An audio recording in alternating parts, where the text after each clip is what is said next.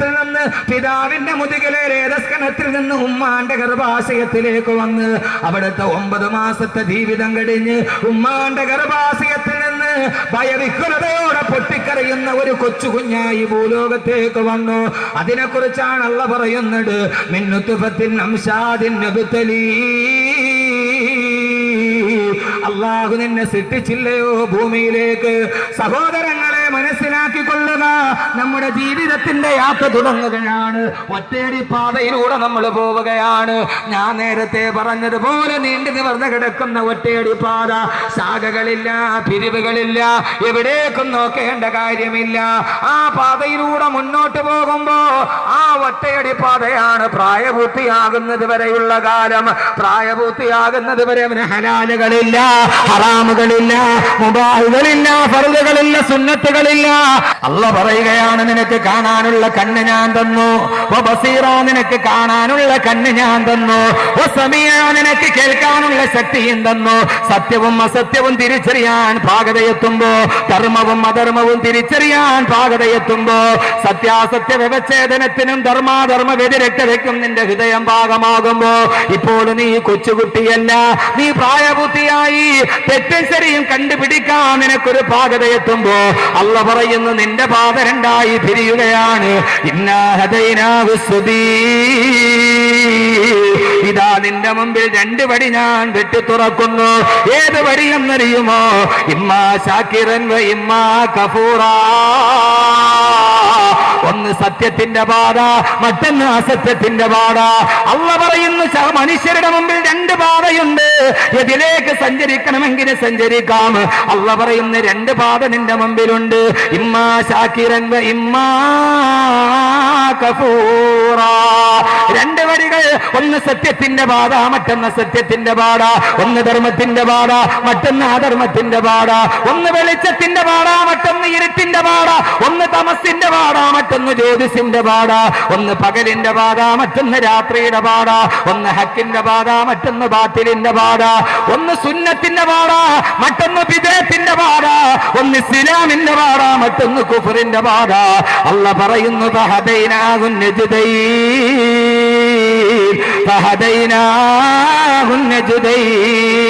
നിന്റെ മുമ്പിൽ 2 പാതയും കിടക്കുമ്പോ എന്റെ ശബ്ദം കേൾക്കാനെത്തിയവര് എവിടേക്ക് സഞ്ചരിക്കണമെന്ന് തീരുമാനിക്കേണ്ടവന് ബുദ്ധിയുള്ള മനുഷ്യനാണ്. എവിടേക്കും പോകാം. ഇടത്തോട്ട് സഞ്ചരിച്ചാൽ പാത സുഗമമാണ്. ഇഷ്ടമുള്ളത് കുടിക്കാം, ഇഷ്ടമുള്ളത് കിടക്കാം, ഇഷ്ടമുള്ളിടത്ത് കിടന്നിറങ്ങാം. പക്ഷേ ചെല്ലുന്നത് എവിടെയാ? കുൽനാറു ജഹന്നമ അശദ്ദു ഹർറാ. കത്തിക്കാളുന്നൊരു വലിയ തീക്കുണ്ടത്തിലേക്കാണ് നീ പോവുക. അവിടെ കിടന്നിട്ട് ചിറക് കരിഞ്ഞു പോയ ഈ അമ്പാട്ടയെ പോലെ നീ കത്തിക്കരിഞ്ഞ് നിലവിളിക്കേണ്ടി വരുമെന്ന് അല്ലാഹുവിന്റെ വിശുദ്ധ ഖുർആൻ. അല്ലാഹു നമ്മുടെ മുമ്പിൽ 2 പാത സുവ്യക്തമാണ്. ഇന്ന് ലോകത്ത് മനുഷ്യർ സഞ്ചരിക്കുന്നത് ഈ 2 പാതയിലൂടെയാണ്. ഇഷ്ടമുള്ളിടത്തൂടെ സഞ്ചരിക്കാം, അല്ലാഹ് അനുവാദം നൽകിയിട്ടുണ്ട്. പക്ഷേ നീ ഇടത്തോട്ട് പോയി എന്ന് വിചാരിച്ച് അപ്പ തലയിൽ വലിയ പേമാരി പെയ്ത് അപ്പ ചത്ത് ഭൂമിയിൽ വീഴത്തൊന്നുമില്ല. നീ ഇടത്തെ പാത തിരഞ്ഞ് നരകത്തിന്റെ പാതയിലൂടെ പോയി എന്ന് വിചാരിച്ചത് കൊണ്ട് ആ സമയത്ത് തന്നെ ചത്തൊടുങ്ങി ഭൂമിയിൽ വീടില്ല. അല്ലാഹ് അങ്ങനെയൊന്നും കൈകാര്യം ചെയ്യില്ല. വലതു ഭാഗമാണോ നേരെ നടക്കുക, അള്ളാഹുവിന്റെ സ്വർഗത്തിലെത്താം. വലതു ഭാഗമാണോ നേരെ നടക്കുക, അള്ളാഹുവിന്റെ സ്വർഗത്തിലെത്താം. അള്ളാഹു തൗഫീക്ക് നൽകട്ടെ, അള്ളാഹു തൗഫീക്ക് നൽകട്ടെ. എവിടെ എത്തണം? സ്വർഗത്തിലെത്തണോ? സ്വർഗം. അള്ളാഹു നമ്മുടെ ഏറ്റവും അവസാനത്തെ വാക്കതാണല്ലോ. യഥാർത്ഥത്തിൽ ഒരു വിശ്വാസിയുടെ ഏറ്റവും അവസാനത്തെ വാക്കതാണ്. എല്ലാം സഹിക്കുമ്പോഴും എല്ലാം കേൾക്കുമ്പോഴും നമ്മുടെ മനസ്സിലൊരു വിശ്വാസമുണ്ട്, അള്ളാഹു നമ്മളെ കൈവിടില്ല, അവൻ നാളെ സ്വർഗം തരാതിരിക്കില്ല. ആ ഒരു വിശ്വാസമാണല്ലോ ഈ ഭൂമിയിൽ ജീവിക്കാൻ നമ്മെ പ്രേരിപ്പിക്കുന്നത്. അല്ലെങ്കിൽ എന്ത് ജീവിതം? അല്ലെങ്കിൽ ഈ ഭൂമിയിലെ ജീവിതത്തിന് എന്താകെ തുകയാണുള്ളത്? ഒരു തുകയുമില്ല. ഈ ഭൂമിയിലെ ക്ഷണികമായ ജീവിതത്തിന് ക്ഷണികപ്രഭാചഞ്ചലം ഈ ജീവിതത്തിന്റെ ഈ ക്ഷണികമായ യാത്രയിൽ ഏറ്റവും അവസാനത്തെ വാക്ക് അള്ളാഹ് സ്വർഗം നൽകുമെന്ന വാക്കാണ്. അല്ലെങ്കിൽ ഈ ഭൂമിയിൽ ആർക്കും ഒരു മനുഷ്യനും ജീവിക്കാൻ കഴിയില്ല. അള്ളാഹു നമ്മളെ ഇതേപോലെ അള്ളാഹുവിന്റെ സ്വർഗത്തിൽ അള്ളാഹു എത്തിച്ചു ചേർക്കട്ടെ. പക്ഷേ ഇടതുഭാഗത്തോട് ഇൻഷാ അല്ലാഹ് സ്വർഗത്തിലേക്കുള്ള യാത്ര നാളെയാണ്. ഇന്ന് തൽക്കാലം നമ്മൾ ഇടത്തോട്ടൊന്ന് പോയി എത്തി നോക്കുകയാണ്. പക്ഷെ എത്തി നോക്കാൻ കഴിയുമോ? നരകം. എന്താ നരകം? നരകം എത്ര ഭയാനകരം എന്നൊരു കാസറ്റ് കേൾക്കാത്തവരിനി ഇവിടെ ആരും ഉണ്ടാവില്ല, എല്ലാവരും കേട്ടതാണ്. അപ്പോൾ നരകത്തെക്കുറിച്ച് ഞാൻ കൂടുതൽ വിശദീകരിക്കുന്നില്ല. എന്താ നരകം? ആ നരകത്തിൽ പോയി നമുക്കൊന്ന് എത്തി നോക്കാം, അല്ലേ? എത്തി നോക്കാൻ പറ്റുമോ? എത്തി നോക്കാൻ പറ്റുമോ? ആദരവായ പ്രവാചകൻ നബി മുഹമ്മദ് മുസ്തഫ, ആദരവായ പ്രവാചകൻ നബി മുഹമ്മദ് മുസ്തഫ, അള്ളാഹുവിന്റെ പ്രവാചകന് പോലും കഴിഞ്ഞില്ല നരകത്തിലേക്കൊന്ന് എത്തി നോക്കിയിട്ട് നിൽക്കാൻ. സഹോദരങ്ങളെ, എന്താണ് നരകം? ലോകത്തിന്റെ മുഴുവനും കാരണദൂതരായ എന്റെയും നിങ്ങളുടെയും നേതാവ് ഫഹ്മീ വസ്ലീ വാഖിദു യദീ ഇൻഷാ അല്ലാഹ് മുഹമ്മദുർ റസൂലുള്ളാഹ്. അള്ളാഹുവിന്റെ പ്രവാചകൻ പോലും പറഞ്ഞു, ഞാനൊരിക്കൽ മിഅ്റാജിന്റെ യാത്ര പോയപ്പോ അള്ളാഹു എനിക്ക് സ്വർഗവും കാണിച്ചു തന്നു, നരകവും അള്ളാഹു എനിക്ക് കാണിച്ചു തന്നു. എങ്ങനെയാണ് നമ്മൾ അവിടേക്കൊന്ന് എത്തി നോക്കുക? അള്ളാഹിന്റെ റസൂല് പറയുകയാണ്, അള്ളാഹു എനിക്ക് ആദ്യം കാണിച്ചു തന്നത് സ്വർഗമാണ്. ആ സ്വർഗം ഞാൻ കണ്ടപ്പോ, സ്വർഗത്തിലെ പടവർഗങ്ങളെ കണ്ടപ്പോ, പെട്ടെന്ന് ഞാൻ സ്വർഗത്തിലെ ഒരു മുന്തിരിക്കുല പറിക്കാൻ ഞാൻ എന്റെ വിരലുകൾ നീട്ടി.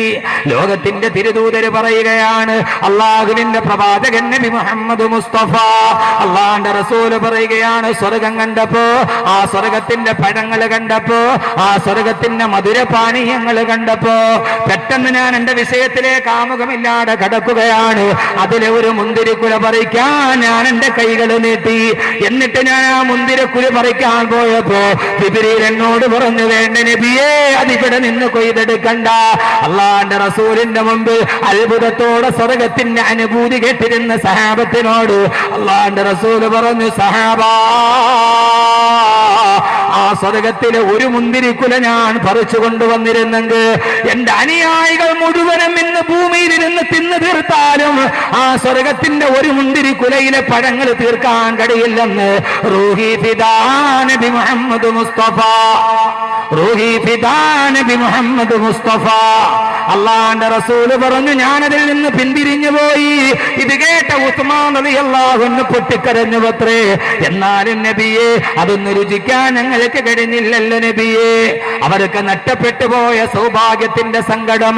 പിന്നീട് പ്രവാചകൻ പറഞ്ഞു, രണ്ടാമത് ഞാൻ കണ്ടത് നരകമാണ്. ആ നരകത്തെ ഞാൻ അതിന്റെ അടുക്കലേക്ക് എന്നെ മലക്ക് കൊണ്ടുപോയി.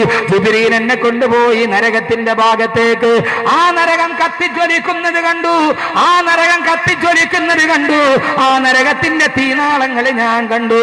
നരകത്തിലേക്ക് എത്തുമ്പോൾ സഹോദരങ്ങളെ, എന്താ നരകം?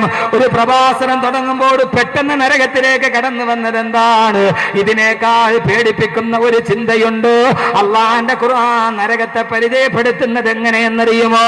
അള്ളാന്റെ ഖുർആൻ നരകത്തെ പരിചയപ്പെടുത്തുന്നത് ജീവനില്ലാത്ത ഒരു വസ്തുവായിട്ടല്ല. അങ്ങനെ നിങ്ങൾ ആരും കരുതി പോകരുത്. ആകാശമണ്ഡലത്തിന്റെ എവിടെയോ അള്ളാഹു നമ്മളെ വലിച്ചെറിയാനുള്ള വെറും കത്തിക്കപ്പെട്ട ഒരു അഗ്നികുണ്ഡമല്ല. ആ നരകത്തെ അള്ളാന്റെ റസൂല് പരിചയപ്പെടുത്തി തന്നത് ഒരു ജീവനുള്ള വസ്തുവിനെ പോലെയാണ്.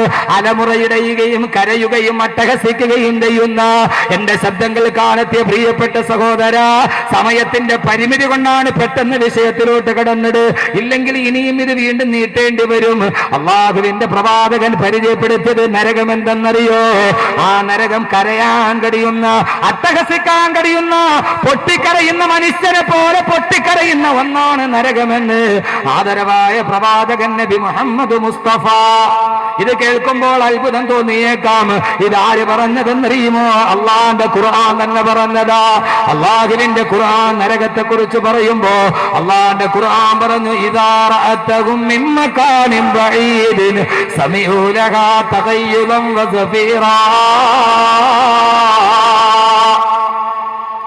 അള്ളാഹുവിന്റെ ഖുർആൻ പറഞ്ഞ നരകത്തിന്റെ ഒരൊറ്റ വാക്ക് പറഞ്ഞിട്ട് ഞാൻ പോവുകയാ, ഒരൊറ്റ വാക്ക് പറഞ്ഞിട്ട് ഞാൻ പോവുകയാ.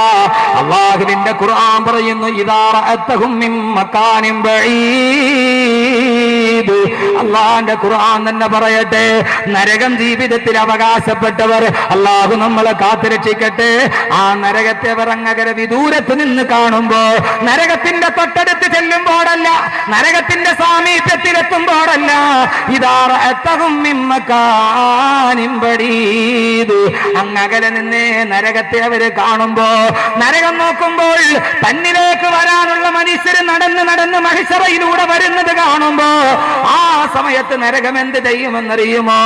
ഇദാ റഅതഹും മിൻ മകാനിൻ ബഈദിൻ സമീഉ ലഹാ തഗയ്യുദൻ വസഫീറാ. ആ നരകം കടന്ന് നിലവിളിക്കാൻ തുടങ്ങും, നരകം അട്ടഹസിക്കാൻ തുടങ്ങും. എടാ ഇവിടേക്ക് വാടാ, ഇവിടേക്ക് വാടാ, ഇവിടേക്ക് വാടാ എന്ന് പറഞ്ഞ് അട്ടഹസിക്കുന്ന ജീവനുള്ള ഒരു സിട്ടിപ്പായിട്ടാണ് അല്ലാഹു നരകത്തെ പരിചയപ്പെടുത്തുന്നത്. ആ നരകത്തിന്റെ 70 മൈലുകൾ അപ്പുറം നിൽക്കുമ്പോ നരകവാസികൾ നരകത്തിന്റെ അട്ടഹാസം കേൾക്കുമെന്ന് ആദരവായ പ്രവാചകൻ നബി മുഹമ്മദ് മുസ്തഫ. സഹോദരങ്ങളെ, എങ്ങനെയാ നരകത്തെ കുറിച്ച് പറയുകയാ, എങ്ങനെയാ നരകത്തെ കുറിച്ച് ഓർക്കുക? അള്ളാന്റെ റസൂല് പറഞ്ഞ് രാവിലെയും വൈകുന്നേരവും, ഓരോ ദിവസവും രാവിലെയും വൈകുന്നേരവും നരകം കടന്ന് അട്ടഹസിക്കും. എനിക്ക് വേണ്ടി വിധിക്കപ്പെട്ടവരെവിടെ? എന്നിലേക്ക് വരാനുള്ളവരെവിടെ? എന്നിലേക്ക് വരാനുള്ളവരെവിടെ? നരകമെന്ന് പറഞ്ഞാൽ സംസാരിക്കുന്ന ഒരു ജീവിയെ പോലെ. ഞാൻ പറഞ്ഞതല്ല, ഖുർആനല്ലേ പറഞ്ഞത്. യൗമ നഖൂലു ലിജഹന്നമ ഹലിം തലഅതി വതഖൂലു ഹൽ മിൻ മസീദ്. യൗമ നഖൂലു ലിജഹന്നമ, നാളെ പരലോകത്ത് നരകാവാസികളെ നരകത്തിലോട്ട് വലിച്ചെറിയുമ്പോ അല്ലാഹു നരകത്തോട് ചോദിക്കും, അല്ല നരകത്തോട് ചോദിക്കും, ഏതൊരു തമ്പുരാനാണോ നരകത്തെ പടച്ചത് ആ തമ്പുരാൻ നരകത്തോട് ചോദിക്കും, ഓ നരകമേ ഹലിം തലഅതി, നിന്റെ വയറ് നിറഞ്ഞോ നരകമേ? നിന്റെ വള്ള നിറഞ്ഞോ നരകമേ? ആ സമയത്ത് നരകം മറുപടി പറയും, അല്ലാഹുവേ ഹൽ മിൻ മസീദ്, നിറഞ്ഞില്ല അല്ലാഹുവേ, ഇനിയും ഉണ്ടെങ്കിൽ എന്റെ പള്ളയിലോട്ട് കോരിയിട്ടോ. ഒരിക്കലും നിറയാത്ത പള്ള നരകത്തിന്റെ പള്ളയാണെന്ന് അല്ലാഹുവിന്റെ വിശുദ്ധ ഖുർആൻ. രാവിലെയും വൈകുന്നേരം നരകമട്ടഹസിക്കുമ്പോ എന്റെ സഹോദരങ്ങളെ, നാളെ പരലോകത്ത് ഇതേ ആളുകൾ ചെല്ലുമ്പോ 70 മൈൽ അകലെ നിന്നുകൊണ്ട് നരകമട്ടഹസിക്കുമ്പോ ഇവിടേക്ക് വാടാ, ഇവിടേക്ക് വാടാ എന്ന് പറയുമ്പോ ഈ നരകത്തിന്റെ അട്ടഹാസം കേൾക്കാത്ത യുവാക്കളെ, എങ്ങനെയാണ് കള്ളു കുടിക്കാൻ കഴിയുന്നത്? എങ്ങനെയാണ് വ്യഭിചരിക്കാൻ കഴിയുന്നത്? എങ്ങനെയാണ് വട്ടിപ്പലിശ മേടിക്കാൻ കഴിയുന്നത്? ഈ ഭൂലോകത്തിന് മുകളിൽ ഒരു ശപിക്കപ്പെട്ട ജന്മമായി മാറുന്നത്. നിന്നെ ഓർത്തിട്ട് നരകം വിളിക്കുകയാണ്. നീ ആ വിളി നിന്റെ കാതിൽ കേൾക്കുന്നില്ലെങ്കിൽ അത് കേൾക്കുന്ന ഒരു ദിവസം വരും. അള്ള പറയുകയാണ്, അവൻ അതിന്റെ നരകത്തിന്റെ വിളി ഒരു നരകാവകാശിയുടെ ചെവിയിൽ കേൾക്കുമ്പോ അവൻ കിടന്ന് വിളിക്കാൻ തുടങ്ങും, അല്ലാഹുവേ, അല്ലാഹുവേ, അല്ലാഹുവേ, ഞാൻ ഈ അട്ടഹാസം ദുനിയാവിൽ വെച്ചെന്ന് കേട്ടിരുന്നെങ്കിൽ എന്ന് പറഞ്ഞു കണ്ടവൻ നരകത്തിൽ കിടന്ന് നിലവിളിക്കും, അല്ലാഹുവേ, ഞാനിത് ഈ ഭൂമിയിൽ ജീവിക്കുമ്പോൾ അറിഞ്ഞിരുന്നെങ്കിൽ, വള്ളക്കടവിൽ ജീവിച്ചിരിക്കുമ്പോ ഈ നരകത്തിന്റെ വിളി ഒരു പ്രാവശ്യം എന്റെ കാതിലൊന്ന് കേട്ടിരുന്നെങ്കിൽ. അങ്ങനെ നരകത്തിൽ കിടന്നവൻ വിളിക്കുമ്പോ അള്ളാന്റെ മലക്കുകൾ പറയും, എടാ ഒരു പ്രാവശ്യം നിലവിളിച്ചാൽ പോരാ, ഇവിടെ കിടന്ന് ഒരു പ്രാവശ്യം നിലവിളിച്ചാൽ പോരാ.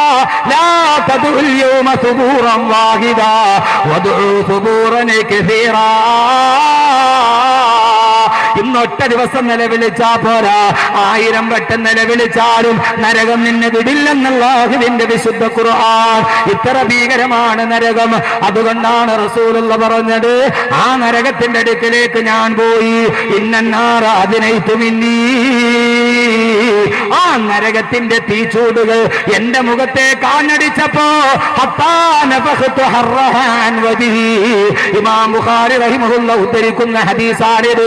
എന്റെ പ്രിയപ്പെട്ട സഹോദരങ്ങളെ, അല്ലാഹുവിന്റെ റസൂല് പറയുകയാണ്, ഈ ലോകം സൃഷ്ടിക്കാൻ കാരണഭൂതരായ ലോകത്തിന്റെ ഏറ്റവും വലിയ സൗഭാഗ്യമേ, അല്ല കഴിഞ്ഞാൽ ഇസ്ലാമിക സമൂഹത്തിന്റെ ആരംഭമേ, അവലംബമേ, ഞാൻ നരകത്തിന്റെ മുമ്പിൽ ചെന്നപ്പോ ആ നരകത്തിന്റെ ഭീകരത ഞാൻ കണ്ടു.